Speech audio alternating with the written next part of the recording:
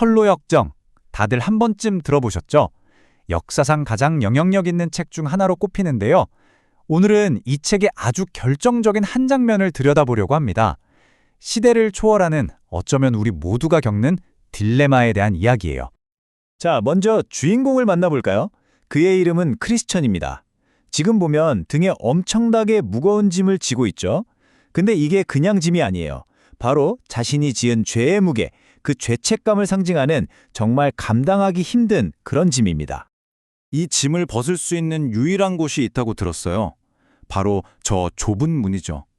그래서 그곳을 향해서 정말 힘겹게 걸어가고 있습니다.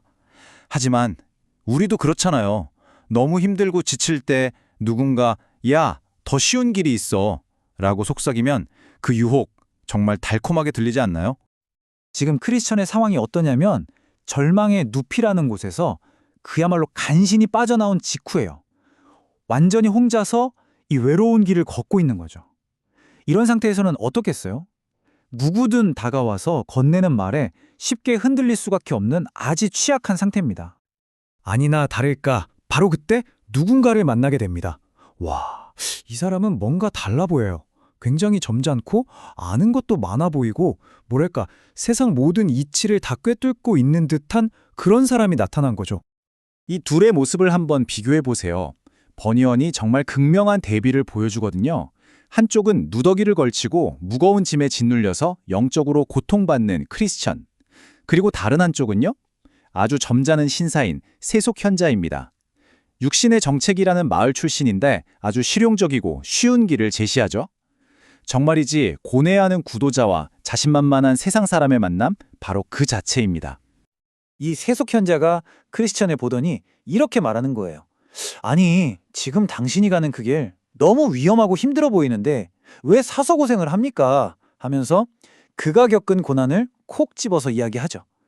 내가 당신이 원하는 걸 아주 쉽고 안전하게 얻을 수 있는 길로 안내해 주겠습니다.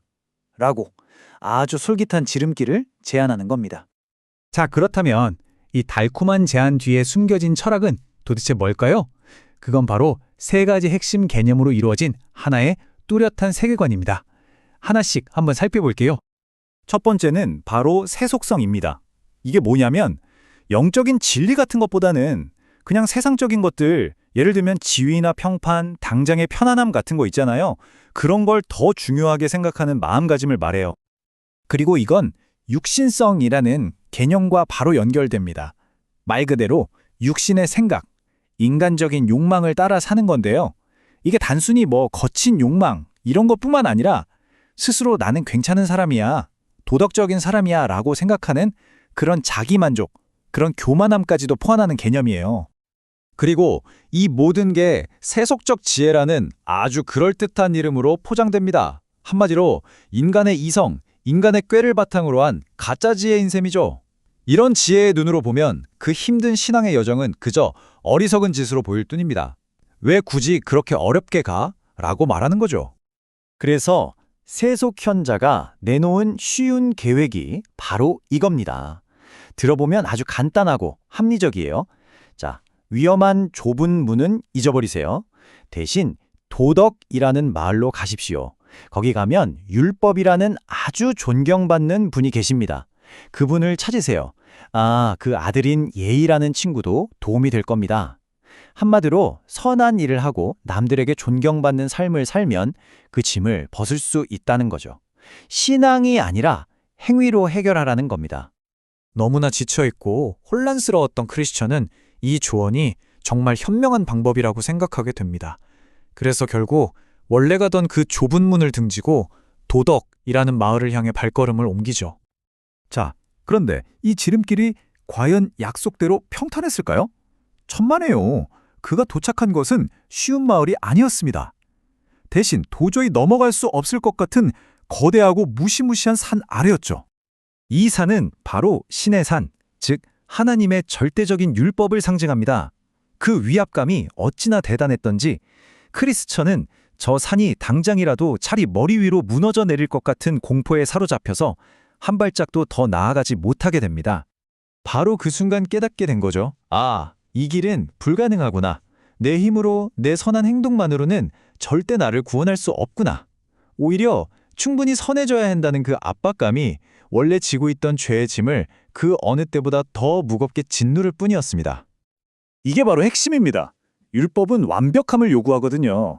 율법 책에 기록된 모든 것을 항상 행하지 않는 사람은 저주 아래에 있다는 말씀처럼 말이죠. 그러니 율법을 지키는 행위로 구원을 얻으려는 시도는 결국 안식이 아니라 저주로 이어질 수밖에 없다는 겁니다. 크리스천이 이 모든 절망 속에서 모든 걸 포기하려던 바로 그 순간 기적처럼 한 사람이 나타납니다. 바로 그에게 처음 길을 알려줬던 안내자, 전도자였죠. 전도자는 크리스천을 아주 엄하게 꾸짖습니다. 세속 현자의 말이 얼마나 잘못된 것이었는지, 그가 선택한 율법의 길이 결국 죽음으로 이어진다는 것을 차근차근 설명해 주죠. 크리스천은 부끄러워서 고개도 들지 못해요. 하지만 전도자는 꾸짖기만 한 게 아닙니다. 저 좁은 문의 문지기는 여전히 당신을 용서해 줄 것이라며 희망을 주죠. 그리고 경고합니다. 다시는 곁길로 빠지지 않도록 명심하십시오. 꾸지람을 듣고 더 지혜로워진 크리스찬은 한순간도 지체하지 않습니다. 자기가 떠나왔던 그 힘들고 좁은 길로 서둘러 돌아가죠. 이제야 비로소 깨달은 겁니다. 힘들게만 보였던 그 길이 사실은 유일한 진리의 길이었다는 것을요. 결국 크리스천의 여정은 우리에게 보여줍니다. 때로는 가장 쉬워 보이는 지름길이 사실은 가장 위험한 우회로일 수 있다는 것을요. 그리고 이건 우리 삶에 대한 강력한 질문을 남기죠. 여러분은 어떤 길을 선택하고 계신가요? 쉬움을 약속하는 길인가요? 아니면 진리를 요구하는 길인가요?